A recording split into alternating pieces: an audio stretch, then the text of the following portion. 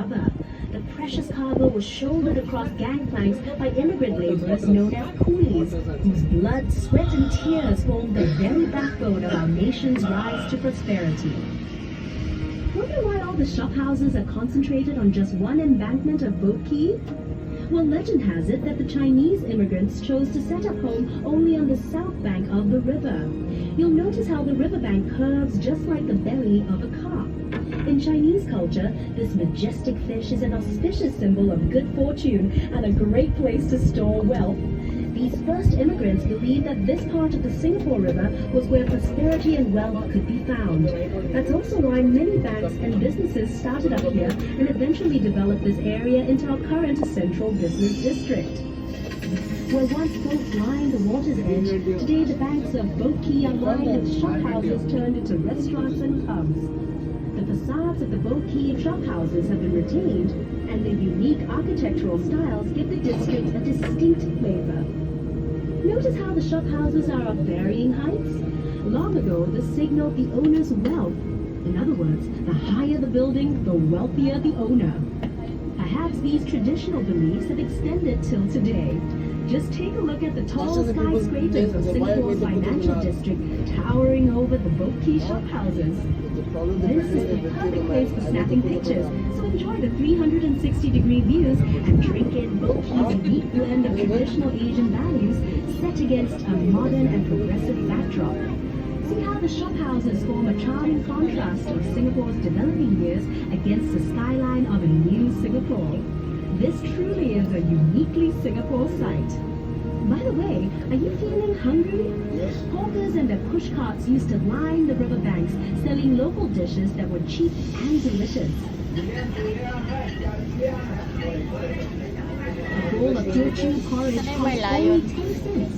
Better yet, side dishes were Yan ang hindi ko alam. Dito lang yan eh. people who worked and lived at the river would eat Magka-connected lang yan, di ba? sitting on little stools along the river banks. Perhaps that was how al fresco dining got its start in Singapore. Doon pa mahal, oh. Sa may anong parang, yung building na yan is parang durian. Directly ahead is Cavenagh Bridge. Completed in 1869 and named after Colonel Sir William Arthur Cavenagh, Singapore's last governor, it's Singapore's only suspension bridge to have retained its intricate original form. It was manufactured in Scotland, then shipped to Singapore later to be assembled. Unfortunately, the bridge was built too low, and boats had to wait for low tide before they could pass. So look out and don't forget to duck as we cruise under the bridge. Just kidding. Coming up on the other side of Cavenagh Bridge, you'll see a group of little boys jumping into the river. Don't worry about jumping in to save them. They're actually incredibly lifelike bronze sculptures showing a scene from the river's past, where children would stand and wave cheekily from their houses. Very often they would take off all their clothes and jump in for a cool afternoon swim. Standing tall and majestic is the exclusive Fullerton Hotel, which blends the elegance of old world charm with every modern convenience. Built in 1928, lots of paper pushing went on behind the hotel's splendid columns before its glamorous makeover. Its facade is a masterpiece of neoclassical grandeur, which belies its much stuffier original occupants, the Chamber of Commerce offices and the General Post Office, from which mail was transported along the Singapore River to and from ships.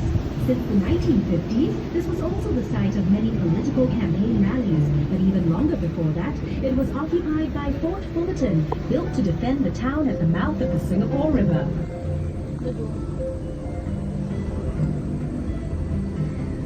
This promontory to your right used to be home to the Merlion, Singapore's half-life. Yun na yung Merlion, nasa na?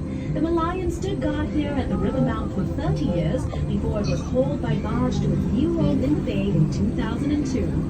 As we make our way out into Marina Bay, you'll be able to see the Merlion for yourself and hear all about its story. Sana hindi mamatay yung cellphone kapag dating sa Merlion. Naka-live ka? Oh, hindi. Naka-ano to? Vlog, iba-vlog ko kasi to eh.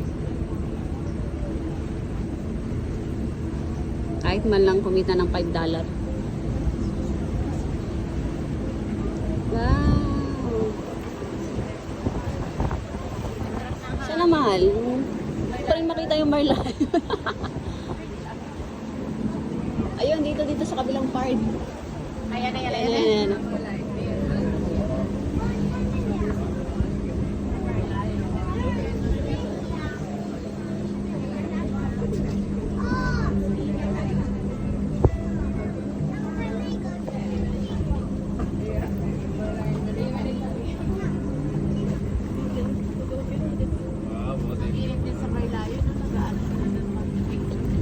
Siyempre mahal.